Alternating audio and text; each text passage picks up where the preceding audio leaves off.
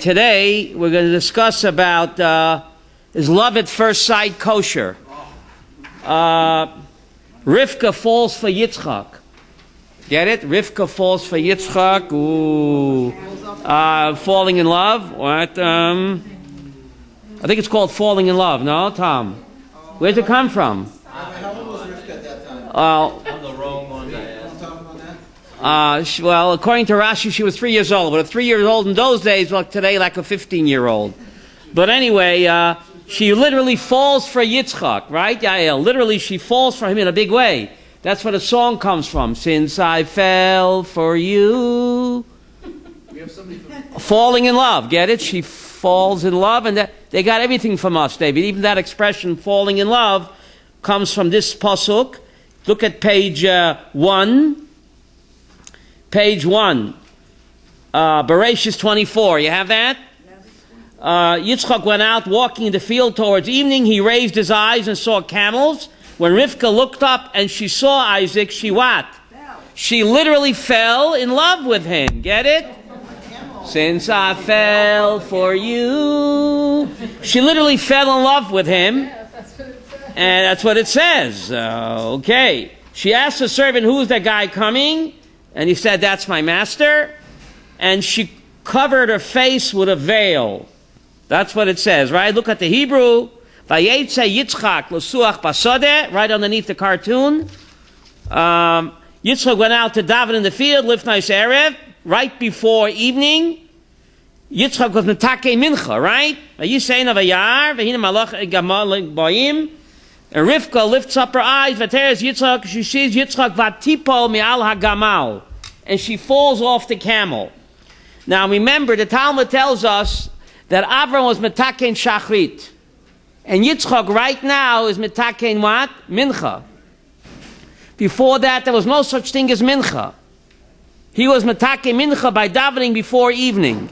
So until then, there was only shachris, right? So Rivka sees her chatan davening so late in the day. There's no such thing as mincha, then there's only shachris. So she thinks that Yitzchak is davening shachris so late in the day. So she fell off the camel. She said, "Oi, my husband is a chussid." Get it? That's why she fell off the camel, because oi, he's a chussid. He's davening so late. There's no such thing as mincha then, David, right? She only knew about shachrit. What's he doing 5 o'clock in the afternoon davening? Oh, he must be a chussid. Chassidim daven very late, so therefore, get it? So therefore she fell off her camel. All right. She was a litvak. Right? She was a litvak. He's davening shachris so late, leis erev, right before evening. Oh, he must be a chabadnik. So therefore she fell off the camel. But I don't understand, Yael, because love should make us rise. Why did she fall? Why did we say falling in love? Love should make you rise up to Hashem. So it should be called rising in love, David. Why does the song say falling in love? It should be rising in love. Okay? But anyway, she does fall for him in a big way. Get it? She falls for him in a big way. I think it's called, Tom, love at first sight. This guy walks up to a girl at a party, Yiddish Sharana, and he says to her, do you believe in love at first sight? Or should I walk around the room again? Guy walks up to a girl at a party. He says, listen, do you believe in love at first sight? Or do I walk around the room and come back again? Okay. All right. 0 for 2. Anyway, should I try one more or not? We got it the first time. You got it the first time. One more. It just wasn't funny. The guy asked his rabbi, can I go to the opera? You're not allowed to hear a woman sing. So he asked the rabbi, can I go to the opera? So the rabbi says, you're not over until the fat lady sings. Okay, I'm getting better. No, you're not over. Get it till the fat lady sings. Over. Okay. Okay, where were we? Okay, so let's get back to. That one needs an explanation. Oh yeah.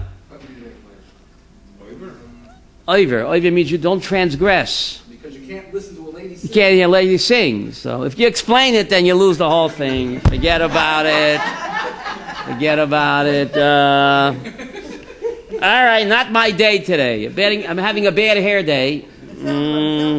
Okay. No, the Mishnah, the Medrash and the Zohar state that God fell in love with Israel, and it was this love at first sight that motivated God to create the world. The first Rashi in the Torah, Bereshis bara Elohim. Why did God create the world? B'shvil Yisrael shenikva Bereshis. First Rashi in the Chumash. Bereshis, in the beginning did God create the world? Who is called Bereshit? It's a pasuk in Yirmiyahu, we are called Reshit. So God took a look at Israel, and it was love at first sight, and because of us, He what? He created the world. Okay? Now let's go back to the side number 1 there. Bereshit 24.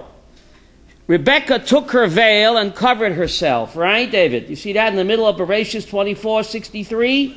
Rebecca took her veil and covered herself. The Hebrew says, Vatikach hatzayif. See the Hebrew? She took the veil, Vatiskas, and she what? And she covered herself. And why did she do that? And why do we need to know about it? The Torah is not a history book. The Torah only tells what we need to know for the here and now. Why did Rebecca cover her face with a veil? That's why brides cover their face with a veil, right? That's what it comes from. And what's the messer for us? The Torah doesn't tell me any Sipurim. So to answer this question, we have to ask another question. There's a pasuk in Micha, Perik Vav. Higid lecha adam ma tov. God tells the prophet, I'll tell you what is good in life. Uma Hashem darish mimcha. And what does God want from you more than anything? V'hatznei alechet im elehecha. To be tzniut with your God. So God tells the prophet Micha in chapter 6, what does God want from you and what's good? V'hatznei alechet im elehecha. To go b'tzniut. Why is tzniut so chashuv? That's what's good in life, to be a modest person, to dress modestly. God says in Micha chapter 6, that's what's called good in life. Why is it so important to dress modestly that God makes that the symbol of what's good in life? Why does God care how we dress? Why is tzniut so important? So to answer this question, Rabbi, I'm going to ask another one. How come Elsie the cow does not wear a dress? You remember Mr. Ed? He didn't wear any pants. Sure. Mr. Ed? That was the horse. And Elsie the cow? Why is that? By an animal, what you see is what you get. There's nothing behind the skin. An animal has no soul. Clothes remind us, I'm much more than my body. Don't confuse me with my body. Just like clothes are only a covering for the body, the clothes is not the body, it's a covering. So the body itself is only a covering, Yael, for what? For the soul. Dressing modestly draws attention that I'm much more than what? A body. I'm a neshama. Don't confuse me with my bodysuit. So therefore, dressing modestly is so important. It reminds us that, draws attention, just like clothes are only a covering. It's not me. The body itself is also only what, Tom? A covering, it's not me. What's really me? I'm a soul, man. Don't you get it? Therefore, Rivka covered her face in front of a chatan. What is she telling her chatan and us? I'm much more than a pretty face. Yeah. A pretty face after 100 years doesn't look so pretty. But my godly soul is eternally pretty. Oh, wow. You hear what she said? Hey, chatan, I'm much more than a pretty face. My body is only a veil for my neshama. She took the veil and covered herself to remind Yitzchak and us that just like the veil is not me, it's only a covering, so the pretty face is also not me. It's only what? A covering. Love me for my beautiful neshama, David. Not for my pretty face, because after 100 years, the pretty face is not so pretty. Don't you get it? What a powerful message. But Rivka, our mother Rivka, taught us much more than a pretty face. My face is only a veil for my neshama. So when she put the veil on her face, she reminded her husband that just like the veil is not me, it's a covering, my pretty face is also not me. It's only a covering for what? My eternal godly soul, which is eternally beautiful and doesn't wear out like a pretty face. You ever wonder why, lo yaleinu, for a dead relative, lo yaleinu, you tear your clothes? You ever wonder why? There are many reasons. I'll give you the Kabbalistic reason. It's a great nechama. You tear your clothes for a dead relative. What are you? You're consoling yourself. Just like my clothes is not me, it's only a covering. My relative who died, lo yaleinu, his body is torn and broken, but that's not him. That's only his cover. By tearing kriyah, lo yaleinu, for a dead relative, a person is consoling himself that just like my torn jacket is not me, it's only a covering. My relative who died, lo yaleinu, his body is all torn. But that's not him either. That's only what? His covering. And that's one of the reasons why you tear clothes, lo yaleinu, for a dead relative. You're consoling yourself that even though my relative's body is torn and broken, but that's not really him. That's only his covering, just like my jacket, David, is not me. It's only a covering. And that's also why you put a rock on the grave. What do you put a rock on a grave for? In Devarim 32, God says, Atzur tamim pa'olo. God says, I am the rock of Israel. Deuteronomy 32. Atzur tamim pa'olo. God calls himself a rock. So you put a rock on a grave, it's a nechama. My relative is not 6 feet under. That's only his spacesuit. Where is he? With a rock. I am a rock. It's a great comfort. Yes. And therefore, when you go to a house of a mourner, you say, Hamokoy menachem eschem. God has many names. Why don't you say, Kel Shaddai Elikim? What do you say, Hamokoy menachem eschem? That even though your beloved relative is not in your place, he's in a better place, where he's with the place. Yes. He's not sick anymore. He's not senile anymore. He's with the place. And therefore, Tom, you use that name of God in a mourner's house, not other names of God. That's a great comfort. So anyway, let's get back to our sheet over here. So she fell off the camel. So we asked the question, love should make you rise up and not fall.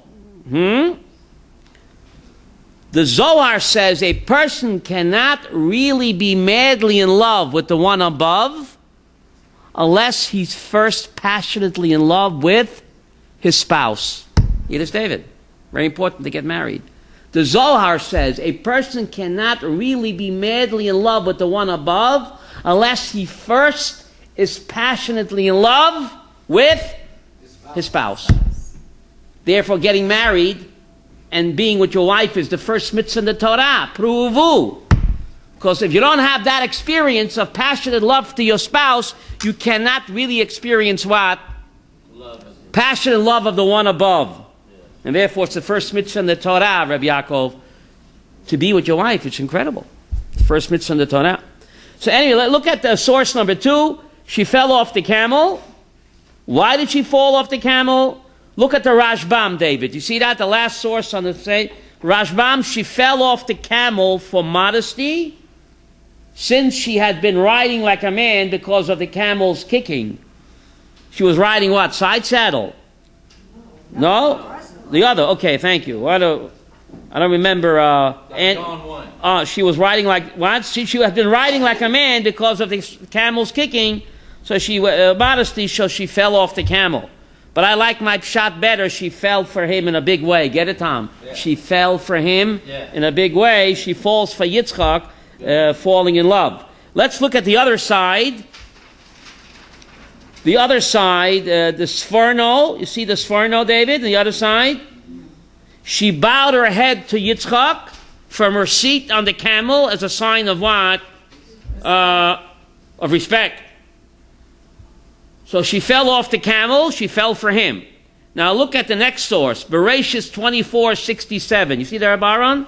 Vayikach at Rivka, he married Rivka. What's the next word? Vatilo liisha, and she became his wife. Now, David, if I marry a woman, she becomes my wife. It sounds redundant, doesn't it? Look at the text. He married Rivka, she became his wife. Obviously, you marry a woman, she what? Becomes your wife. Why is the Torah repeating itself?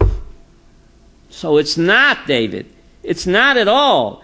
This is the source that in Jewish law, getting married consists of two stages. Vayikach at Rivka, it's not redundant. He married Rivka, that's Kiddushin. That's Erison. Vatilo liisha, she became his wife fully only what? The Nesuin. Therefore, you have in a Jewish wedding, David, you have these two stages, right? Why do you read the Tubah in the middle of the wedding ceremony? No one understands what the guy is saying anyway. Why is the rabbi reading it? It's in an ancient language. Who knows? The caterer is not ready yet. The smorgasbord is prepared already. Why do you have to read the Tubah in the middle of the... People are fidgety. The photographer wants to take pictures.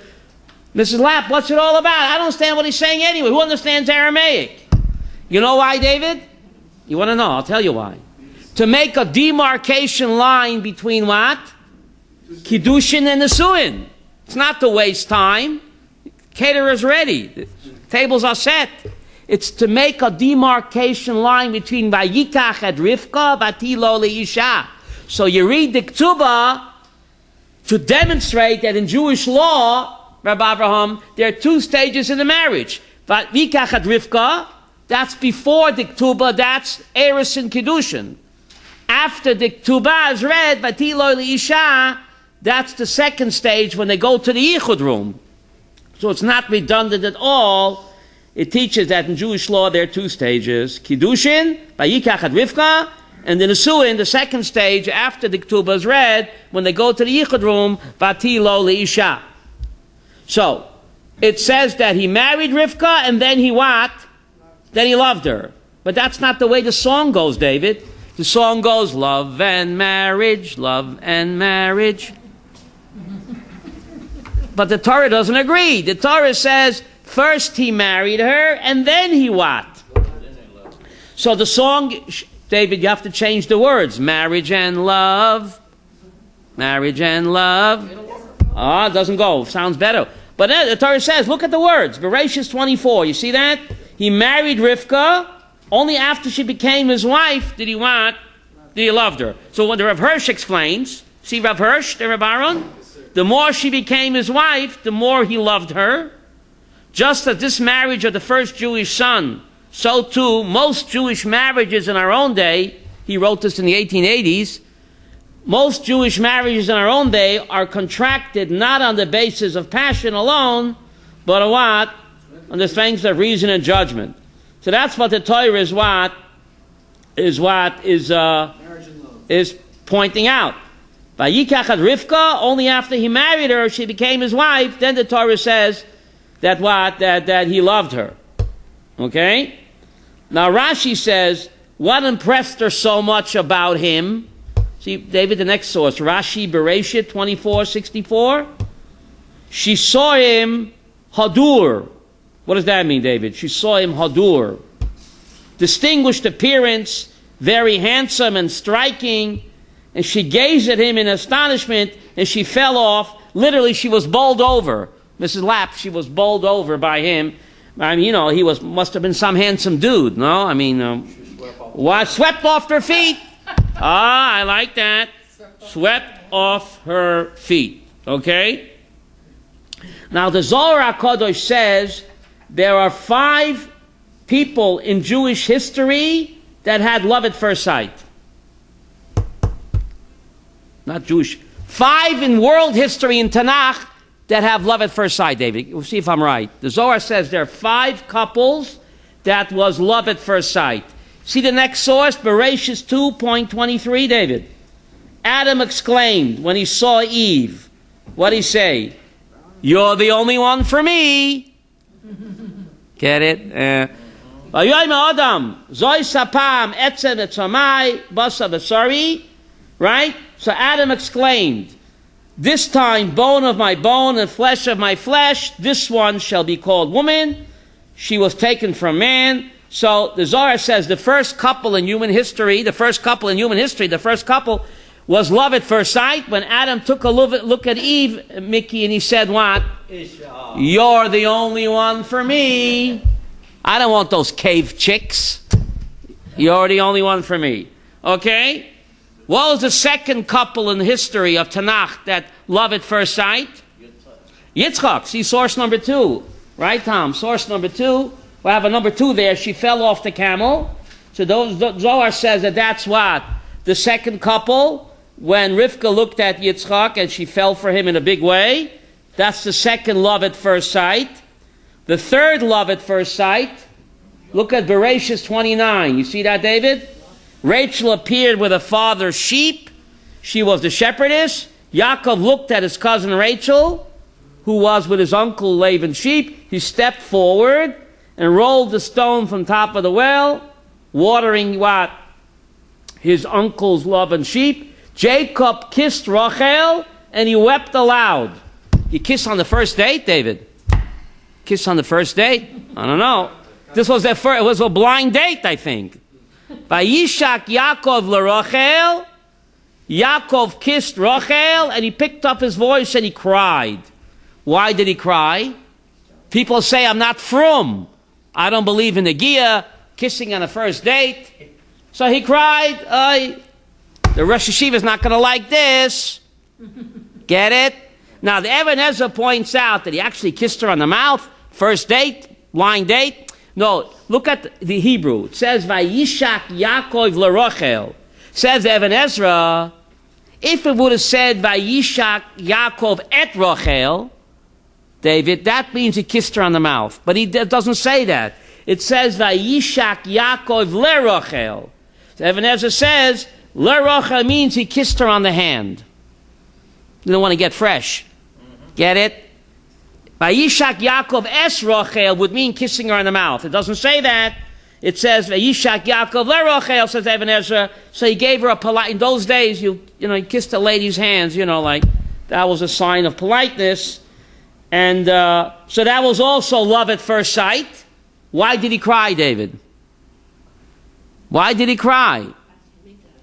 What? Because he saw she wouldn't be buried with him, right?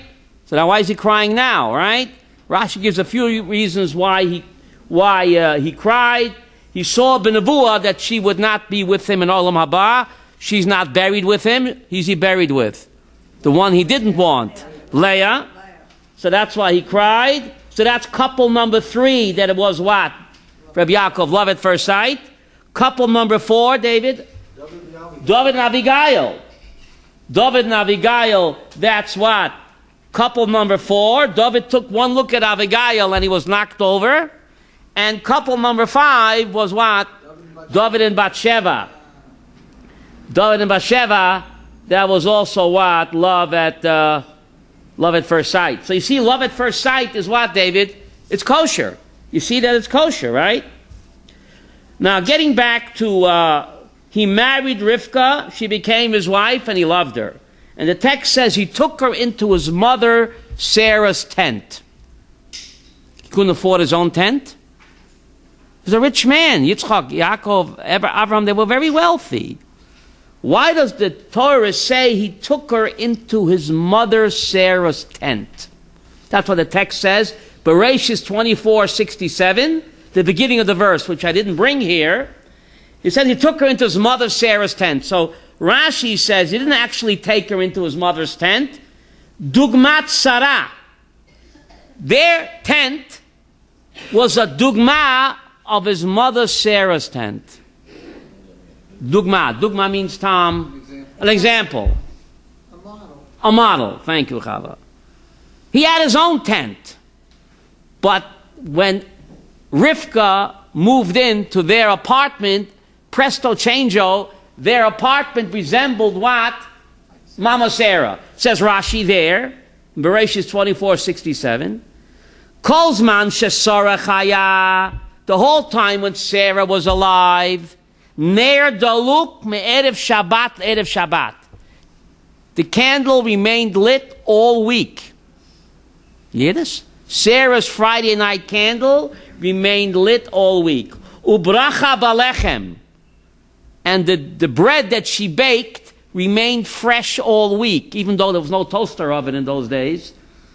The bread remained fresh and piping hot the whole week, David. Va'anan ala ohel. And God's magic Shekhinah cloud hovered over her tent.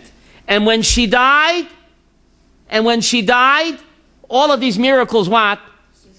What about Father Abraham? He was alive. Too bad.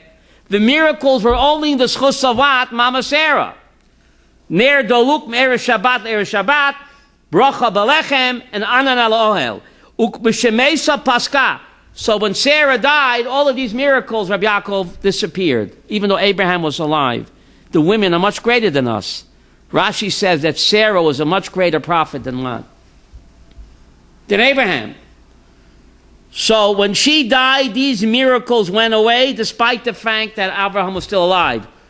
Ukeshabat Rivka, when Rivka came to the house, chazra. All of these miracles, what? Came back. So, amazing. Yitzchak was so impressed that when his mother died, these miracles went away, and when Rivka came, these miracles came back. The Friday night candle remained lit all week. The bread remained hot and fresh all week without a toaster oven, and the Shekhinah hovered over what? Whose tent? Not Abraham's tent. Whose tent? Rivka and Sarah's tent. Says the Ramban something incredible. What miracles did you have in the Mishkan?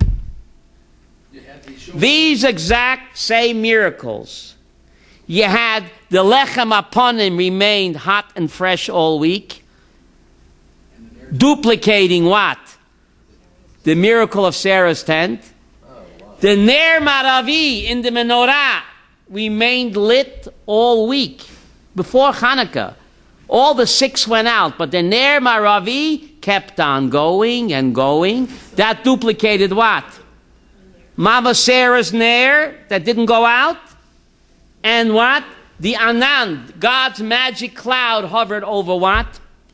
The Mishkan. Says the Ramban that the Mishkan was only a replica. Is that the right word? Replica of whose tent? Sarah's. Not Abraham's tent, Sarah's tent. And the miracles in the Mishkan was only a replica of the miracles that took place in Mama Sarah's tent. The lechem upon him remained hot and fresh all week. The ner maravi of the menorah, Hanukkah's around the corner, remained lit all week before Hanukkah miracle. And the Anan, symbolizing the Shekhinah, remained hovering over the Mishkan. That was only a duplicate, says the Ramban. The Mishkan itself was only a duplicate, a replica of what? Of the tent of Sarah and Rivka. Wow. Now, why dafka these 3 miracles, Rabbi Yaakov? God could have made any miracles. Why dafka these 3 miracles? So the Sitzachama says these 3 miracles are keneged the 3 mitzvot that the Mishnah Masechta Shabbos says speak directly to women. What are the 3 mitzvahs that speak directly to women?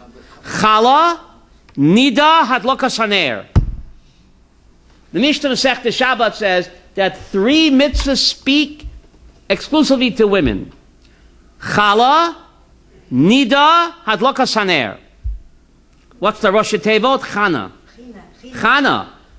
That's for the China, that's right. China. The Yemenites have the China service. Chet Nun Hey.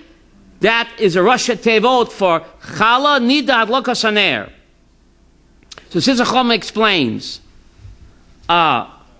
because Sarah and Rivka kept the mitzvah of Chala, Rabbi Yaakov, therefore the dough, the bread remained hot and fresh all week in the schus of Chala. Hadlokas Haner, because what? Sarah and Rivka lit the candle Friday night, therefore it remained lit what? All week. And because they kept the laws of Nidah, family purity laws, therefore God rested his Shekhinah on top of her tent, not his tent, to demonstrate that Sarah and Rivka kept family purity laws, the laws of Nidah. You hear this? So, therefore, these three miracles, the dough and the challah remained fresh in the schus of the mitzvah of challah, and the adlokas haner, so the ner remained lit all week, and the magic cloud, the Shekhinah, on their tent demonstrated they kept the laws of what? Rabbi Yaakov Tarat HaMishpacha, that we call the laws of Nidah. Why do women have dafka these three mitzvot, Rabbi Yaakov? Why? If you want to sum up the Jewish religion in a nutshell, you know what it is? It's Chana. It's Chala. It's Nida. Hadlokas haner. That's Judaism in a nutshell. Therefore, women are the guardians of Judaism. We can't be trusted. Those three mitzvahs are proof to you, Tom. That's the entire Jewish religion in a nutshell. And therefore, women have it exclusively because they are the guardian of Judaism. Any mitzvah, Rabbi Yaakov, think of it. Any mitzvah of the Taryag, the purpose of the mitzvah is either Kedushas Hazman, Kedushas HaMakam, Kedushas HaGuf. Any mitzvah you do, Yael, the purpose is to sanctify time, to sanctify place, or to sanctify what? The body. Those three mitzvot, challah, nida, lokas haner, that's Yahadut. Where is challah baked? In the home. And the lady takes off the challah. That's sanctifying place. By baking challah in the home and separating challah, women sanctify the place. That's one pillar of Yahadut, Kedushas HaMakam. Yes? By keeping the laws of Nida, what are they doing, Rabbi Yaakov? Kedushas HaGuf. Not just the neshama, but the body itself can become holy. It's mind-boggling. The body itself can be holy. By keeping the laws of Nidah, Taras HaMishpacha, the lady sanctifies her body. Not just my soul is holy, I have the awesome power through the laws of Nidah to sanctify what? My body. That's the second pillar of Yahadus, Kedushas HaGuf. And what's the third pillar of Yahadus? Kedushas Hazman. When the lady lights the candles Friday night, what is she doing, David? She's sanctifying time. Kill time, waste time.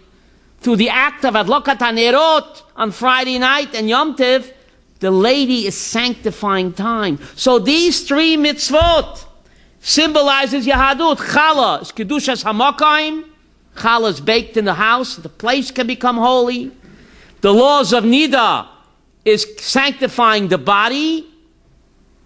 And Hadlokas Haner is sanctifying time. The entire Jewish religion, David, is about sanctifying place, body, and time. Time, space, and time, space is Makam, and Guf. That's the entire Jewish religion. So that just begs the question, Tom, why is that the entire Jewish religion? We have time, right? Why is that the entire Jewish religion? That just begs the question. The Rambam tells us that the main difference between the physical world and Olam Haba, what's the main difference between the physical world and Olam Haba? He says the physical world is bound by time, space, and what? Body. Guf. In Olam Haba, David, there's no concept of time, space, and what? And body. In this world, if I'm in one place, I can't be in another place. I'm limited to makom. And in this world, I'm also limited to time.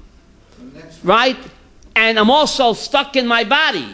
But the Rambam says in Olam Haba, when we leave this world, We're no longer confined to Makom, Guf, Zman. In Olam Haba, the soul is not limited to time, place, or a body. Those are human physical concepts. So the Rambam says the main difference between this world and the next is this world we're stuck, we're limited to Zman, Guf, and Makom. In Olam Haba, there is no concept of what? Of time, place, or body. We'll never be late. After 120, we could never be late. Don't you get it? What do you say on the 120th day when the person... Have a good day. Have a nice day. Right? You say a person is 119, you should live to be 120. You don't say that, right? Well, have a nice day, right? You say that, right? But anyway, they say the 90 is the new 70, right? That's what they say. 90 is the new 70. Yeah. People are active today in their 90s. There's a jogger in New York. He's 94 years old. There was a race in New York. 94 years old. It's amazing. So anyway, where were we? So why is Yahadut all about Kedushas HaMakom, Kedushas HaGuf, and Kedushas HaZman? Why? Because the tafkid of Yahadut, David, is to connect what? The physical world with the spiritual world. Yeah. That's the tafkid of Yahadut. So therefore, all of the mitzvot are all about sanctifying time, body, and what? Place. Because that's exactly what separates the physical world from the spiritual world. Yahadut wants to connect, David. Through the mitzvot, we are connecting the physical world to what? To the spiritual world. We are tuning into God's time. God is above time. God is above place. God is above the body. So when in Olam Haba we join God, Kaviyachol. So when we do the mitzvot, we are operating on God's schedule. We're having like an out-of-body experience. So therefore, the mitzvot, any mitzvah you can think of, is to sanctify the place, the body, or time, because that's the exact difference between the physical and the spiritual world. And the tafkid of Yahadut, Chava, is to connect the physical world to... So that's what the tafkid of the mitzvah. Any mitzvah you can think of. Give me a mitzvah. It has to... Give me any mitzvah. Brit Milah, that's Kedushas HaGuf. By doing Brit Milah, you're sanctifying what? Your body. The lady does it through Nida. Taras HaMishpacha, the mikvah. We do it through Brit Milah. We're sanctifying the body. So any mitzvah out there, Tom, it's either to sanctify the body, sanctify the place, or to sanctify what? Time. What? Keeping kosher. Keeping kosher. Well, that's to sanctify the body. You are what you eat. The Torah says, David, you are what you eat. By eating kosher, we're sanctifying what? Our guf. By putting on tefillin, what are you doing? You sanctify guf. By keeping Shabbos and Yontif, you're sanctifying time. By baking challah in the home and taking off challah, you're sanctifying the place.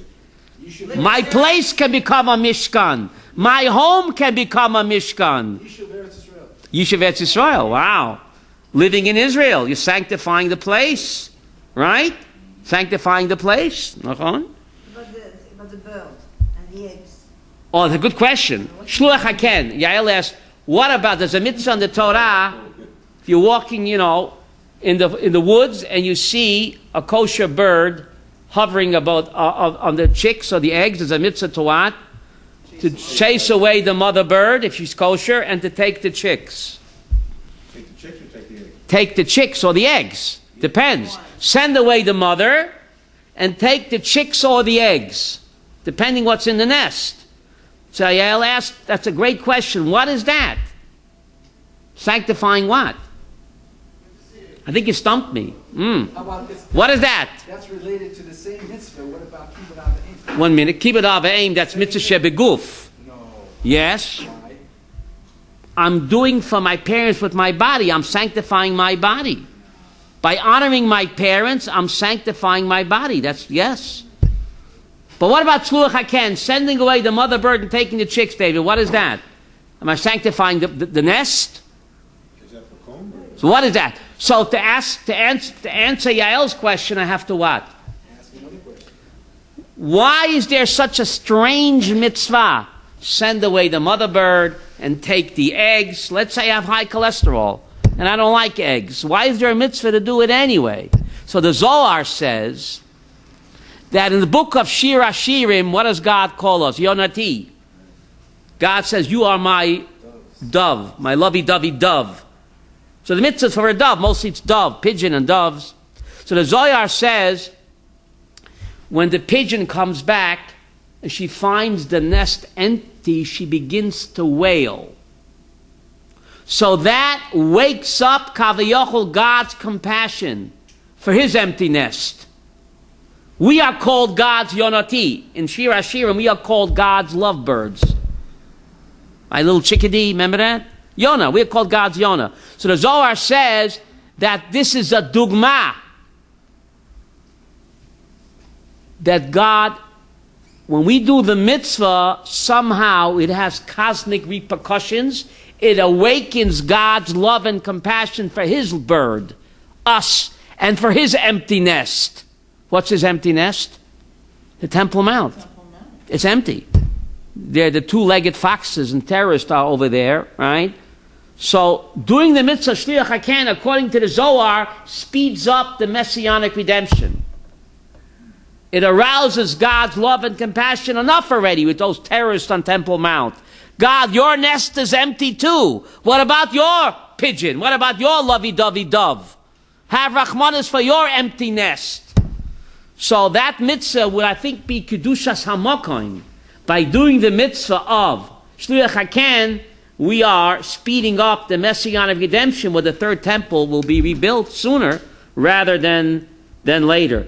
Why do the Arabs go ballistic, Tom? If we pray on Temple Mount, why should they get so upset? They walk with you. They want you can't read my lips. Who said that? Read my lips. You can't move your lips. Why should they care, David? Why?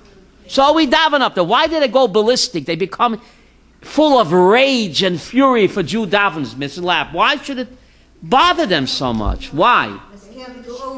They're afraid of the power of Jewish prayer. They know that if we pray enough, then the third temple will come and they'll be kicked out. So therefore they go ballistic when we daven there. Halavai, we should believe in the power of prayer the way they believe.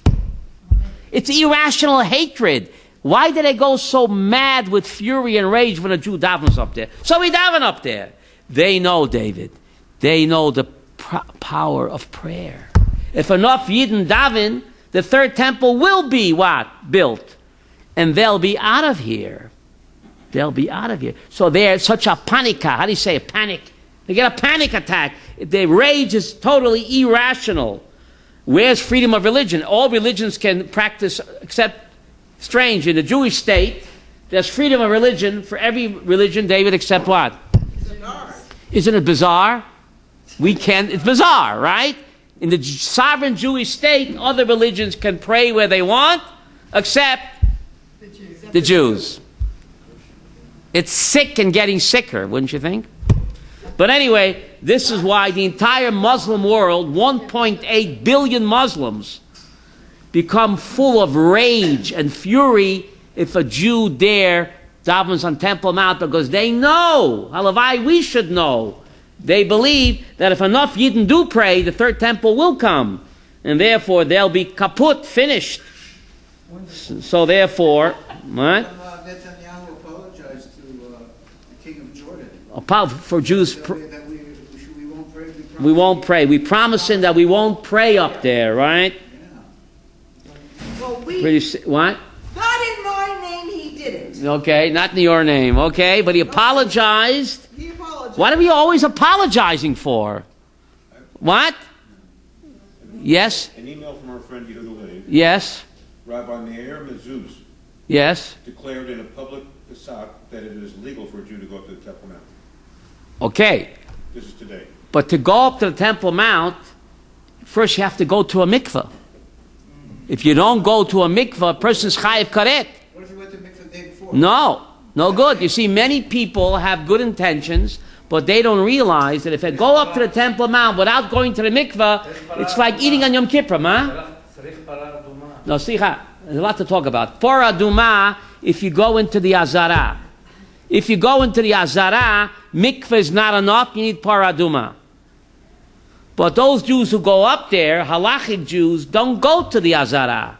They walk before the Azara. But even there, you don't need Para Duma, but you do need what? Mikveh. So if you go up there and you didn't go to the mikveh that same day, the person's chayiv karet lo yaleinu. You're playing Russian roulette with your eternity. You have to be a halachic Jew. You have to ask a shayla. You can't wear any leather shoes. Your money bag cannot be exposed. It's very complicated to go up there. You have to know what you're doing. Good intention alone is not enough, because a person can think that he's doing right and he's doing wrong. So therefore, the chief rabbi had put a ban, and Rav Kook also put a ban, Rav Kook in 1932, not to go up there, because even though there are certain places you can go with mikveh alone if you don't go to the Azara, but many people don't go to the mikveh. And they say they did. And if they go, they have to dunk the entire body, have no chatzitza. If one hair sticks out, it's like you didn't do anything. And you go up there, it's a terrible punishment of chayiv karet. What about these Arabs that are up there? They're told to me. Of course. So the Arabs, of course. They're not allowed. If we're not allowed to up when we're tamei, certainly they're always tamei. Right. So that's the paradox, right? That they are up there. Like shualim, right? But it's like Rav Goren said, if he would have kept his mouth shut, everybody would have been banned from Temple Mount. But since the Arabs are up there, right, he opened his mouth and said, no, you shouldn't do this. Rav Eliyahu said that we should build a shul up there, outside of the Azara, to build a shul and have clear halachic instructions to go to the mikveh, not to wear leather shoes. But of course the government never went for that, because that would really cause what? The Muslim world to go ballistic. Right? They build a shul up there. How are you going to fight 1.8 billion Muslims, David? So even though we're right, but you have to be smart too. You're going to fight 1.8 billion Muslims. If they spit on us, we can drown in their spit. It's not enough to be right. You also have to be what? Got to be smart too. So you have good intentions, but you have to be smart also. Any questions, comments? But Ishmael, right? But it is, we should cry over his cries, and God will hear us. God heard his cries, right? What about our cries? Right? We have to go over Ishmael's cries. We have to pray, right? Yishmael, right? They have a common name, Ishmael, and also Ibrahim. The Arabs have a very common name, Ibrahim. Ibrahim, that's Abraham, right? And also Mahmoud from Lichmod. Mahmoud from Nechmad. Lichmod, to covet. And they also have a name, Dawood. Dawood, that's David. Yeah. And Salam Aleikum, the whole religion comes from us. Yeah. You see a video of Rabbi Yehuda Glick, Shem Refuah Shalema. There's a video on YouTube, he's praying with the Arabs. He's praying in the Quran. On Temple Mount, you go to YouTube. It's amazing. And it's 100% okay. The Rambam says that Allah Akbar is a holy phrase. What does Allah Akbar mean? That's the paradox. We pray to the same God. We even use the same words. And they hate us so much. That's the bizarre paradox. Well, they're the slave. They're the right? sons of the slave. Okay. But you're permitted to pray in a mosque, Chava, do you know that? Every time you go to Marach Machpelah, where are you davening? Every time you go to Marach Machpelah, you ever go to Marach Machpelah? You never went there? Where are you davening? In a mosque. You're davening in a mosque.